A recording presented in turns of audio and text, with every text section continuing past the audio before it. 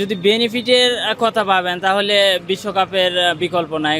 প্লেয়াররা ক্ষতিগ্রস্ত হবে, ক্রিকেটের ব্র্যান্ড ভ্যালু কমবে। অবশ্যই আমি লিটন দাসের দলকেই সমর্থন করব, কারণ আমি দিনাজপুরের। মুস্তাফিজ একজন বড় মাপের প্লেয়ার, তার কাটারগুলো খুব পছন্দ আমাদের। বাংলাদেশ টি-20 বিশ্বকাপে না থেকেও পাকিস্তানের মাধ্যমে আছে। প্রথমবার এসেছেন নাকি এর আগেও খেলা না, দেখেছেন? এটা সেকেন্ড টাইম আসা। প্রথম সময় এসেছিলেন তখন কাদের খেলা দেখেছিলেন? আমি বিপিএল দেখতে আসছিলাম লাস্ট টাইম, তখন ছিল রাজশাহী আর সিলেটের সেমিফাইনাল। আজকেও তো ম্যাচ আছে, টি-20 ম্যাচ। কোন দলকে সমর্থন করবেন?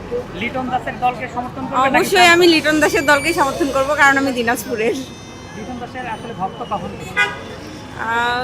সে দিনাজপুরের, তো ভক্ত তো হতেই হবে, একটা জেলার টান আছে।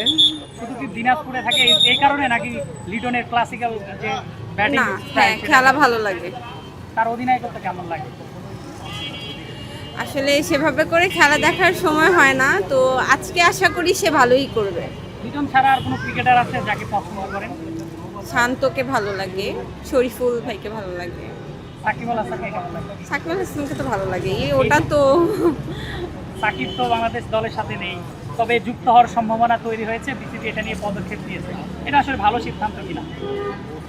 অবশ্যই ভালো সিদ্ধান্ত, কারণ সে একজন allrounder and international player, so আমাদের জন্য এটা আসলে প্রাউডের বিষয়।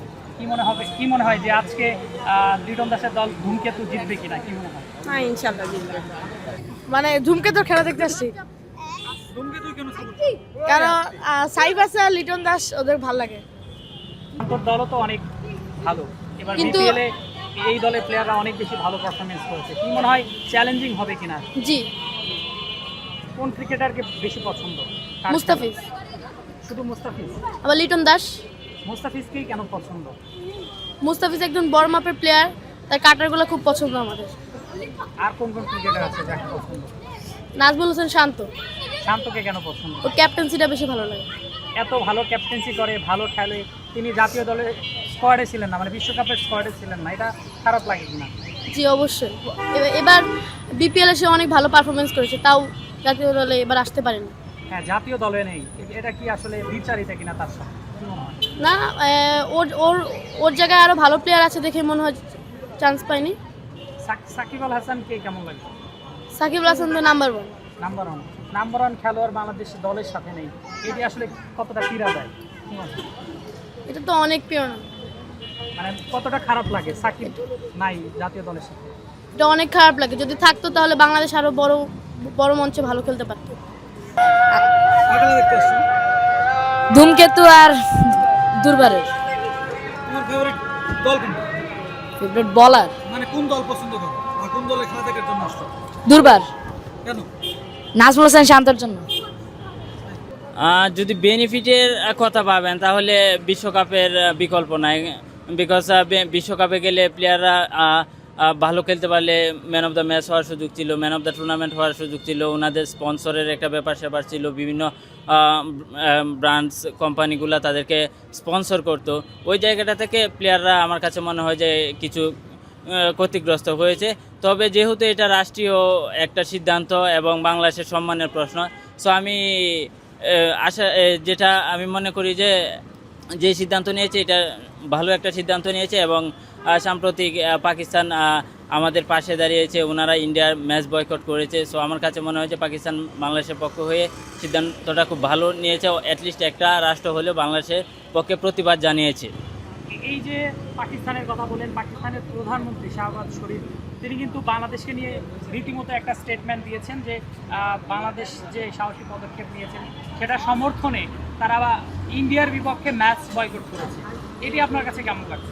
না, এটি আসলে দেখেন বাংলাদেশের কিন্তু একটা ভোট হয়েছে, ভোটের মাধ্যমে বাংলাদেশ খুব একটা সমর্থন পায়নি।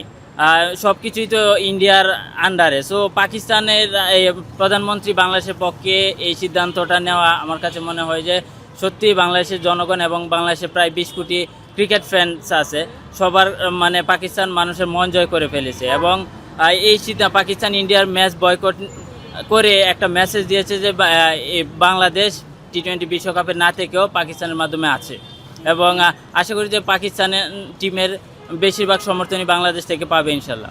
তো এই যে আপনি আইসিসির কথা বললেন যে ভারতের পক্ষে, এই যে আইসিসির বিচারিতা পাকিস্তান, ইন্ডিয়া তারা তাদের নিজেদের মতো করে ভেন্যুতে খেলছে, তবে বাংলাদেশের বেলায় আসলে এরকম কেন সিদ্ধান্ত আসে? এটা সত্যি আমি সারপ্রাইজ হয়েছি যখন বাংলাদেশের মতন একটি রাষ্ট্র যেখানে প্রায় 20 কোটি মানুষের মতো ক্রিকেট ফ্যান আছে, ওই রকম একটা দেশকে আপনার একটা এক্সকিউজ দেখিয়ে যে নিরাপত্তা ইস্যু। আসলে নিরাপত্তা বাংলাদেশের ফার্স্ট হচ্ছে যে নিরাপত্তা।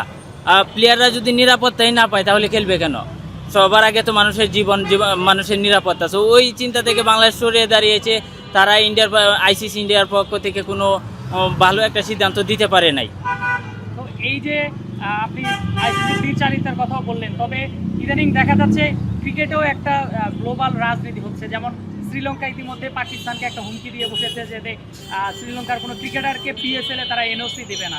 তো এই সিদ্ধান্ত আসলে খুব বাজে হয়েছে কিনা? আসলে ক্রিকেটের জায়গায় থাকলে ভালো। আর আপনার যদি আপনার ক্রিকেটটাকে রাজনীতি পলিটিক্সের সাথে মিশানো হয় তাহলে কারো কিছু হবে না। প্রত্যেকের জায়গা থেকে প্রত্যেক প্লেয়াররা ক্ষতিগ্রস্ত হবে, ক্রিকেটের ব্র্যান্ড ভ্যালু কমবে। দেখেন বাংলাদেশে ক্রিকেটের কিন্তু যে একটা প্রচার ছিল, এই প্রচারটা কিন্তু আস্তে আস্তে কমে আসছে। সেম শ্রীলঙ্কার ক্ষেত্রে, শ্রীলঙ্কা যদি পিএসএল খেলবে, শ্রীলঙ্কান প্লেয়াররা পিএসএল পাকিস্তানের একটা সমর্থন পাবে, যেহেতু তারা পাকিস্তানকে একটা হুমকি দিয়েছে যে তারা এনওসি দিবে না।